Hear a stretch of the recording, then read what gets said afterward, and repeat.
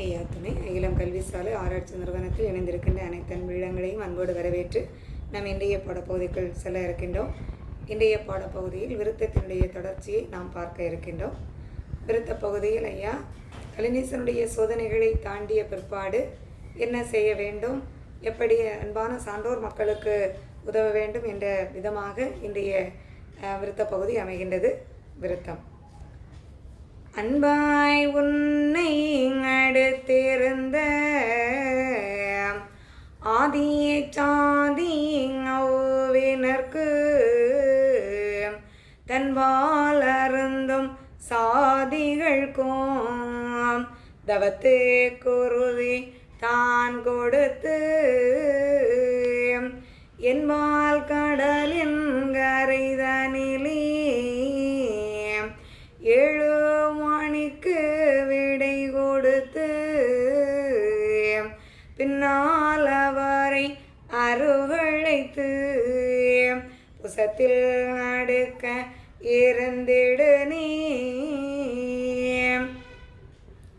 நாராயணமூர்த்தி வைகுண்டரிடம் சொல்லுகின்றார், மகனே, இந்த கலினீசனுடைய சோதனைகளை எல்லாம் வென்று நீ வருகின்ற அந்த தருணம்தான் சான்றோர் மக்கள் சிறப்பாக வாழுகின்ற அந்த தருணம்.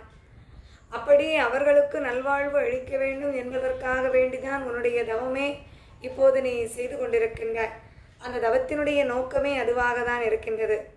ஆகவே அந்த அன்பான சான்றோர் மக்களுக்கு நல்லொரு பாலிக்க வேண்டும், அவர்களை உன்னுடைய அருகிலே ஏற்றுக்கொள்ள வேண்டும். அந்த தர்மீக வாழ்வை நீ ஒரு குடைக்குள் இந்த உலகை ஆளுகின்ற போது உன்னோடு அடுத்து இருந்து உனக்கு உதவிகள் செய்வதற்கு வேண்டிய அந்த மக்களுக்கு இப்போது அங்கே சிறப்பை கொடுப்பதற்குரிய தருணம் இங்கே வந்திருக்கின்றது. அது மட்டுமல்ல, தன்பால் அருந்தும் சாதிகளுக்கும், அதாவது தன்னை உணர்ந்ததுண்டால் தலைவனை உணர்வாய் என் மகனே என்று ஐயா சொல்வார்கள்.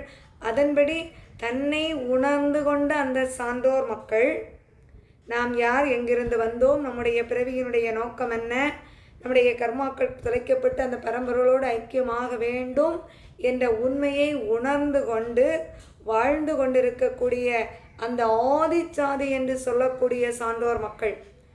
இங்கே ஆதிசாதி என்று யாரை சொல்லுகின்றார் என்றால், இறைவனை தன்னுள் கண்டு கொண்டவர்கள், அந்த இறைவனை அடைவதுதான் வாழ்க்கையினுடைய நோக்கம் என்று இருக்கக்கூடிய அந்த மக்களுக்கு அவர்களை நீ அருகே அழைத்து அவர்களுடைய தவத்திற்கு நீ என்ன செய்ய வேண்டும், உறுதி கொடுக்க வேண்டும். அது மட்டுமல்ல, என்பால் கடலின் கரை தாண்டி அங்கே 7 மணிக்கு விடை கொடுத்து அந்த சான்றோர் மக்களை துவையல் தவத்திற்கு அனுப்பி அங்கு அவர்களுடைய மனதை பக்குவப்படுத்தி இந்த கலி தன்மை என்பது அண்டாத வண்ணம் அவர்கள் உறுதியோடு இருந்து இந்த கலியை வெல்வதற்குரிய வழிவகைகளை எல்லாம் செய்து நிறைவேற்றி அவர்களை உன்னுடைய பக்கத்தில் அருகே அழைத்து இருத்தி விடு மகனே என்று சொல்லி வைகுண்டருக்கு உபதேசம் செய்கின்றார். ஐயா